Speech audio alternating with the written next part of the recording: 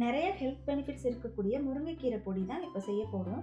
4 கட்டு முருங்கைக்கீரை வாங்கிக்கோங்க. அதில் பழுத்து இருக்கிற இலைகளெல்லாம் எடுத்துட்டு ஒரு டப்பில் தண்ணி வச்சு நல்லா அலசி எடுத்துக்கோங்க. கழுவின இலைகளை ஒரு துணியில் சுற்றி ஒத்தி எடுத்துட்டு துணியை பரத்தி விட்டு இந்த இலைகளையும் தனித்தனியாக பிரித்து வச்சிருங்க.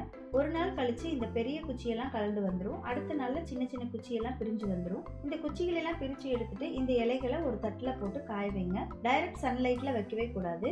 நிழல்லையோ ஜன்னல் பக்கத்தில் இருக்கிற வெளிச்சத்துலையோ வச்சுக்கலாம். இலைகள்லாம் ஒரு 2-3 நாள்லேயே நல்லா காஞ்சிடும். அதுக்கப்புறம் இந்த மாதிரி மொறுமொறுன்னு ஆனதுக்கப்புறம் ஒரு மிக்ஸி ஜாரில் போட்டு ஃபைன் பவுடரை அரைச்சிக்கலாம். அரைச்ச பொடியை ஒரு ஜல்லடையில் சலிச்சு எடுத்து ஏர்டைட் பாக்ஸில் ஸ்டோர் பண்ணிக்கலாம். இந்த பொடி வெளியிலேயே வச்சுருந்தாலும் கெட்டு போகாது. நம்ம ரெகுலராக இன்டேக் எடுக்கும்போது 1 மாதத்துக்குள்ளேயே இந்த பொடி எல்லாமே காலியாயிரும்.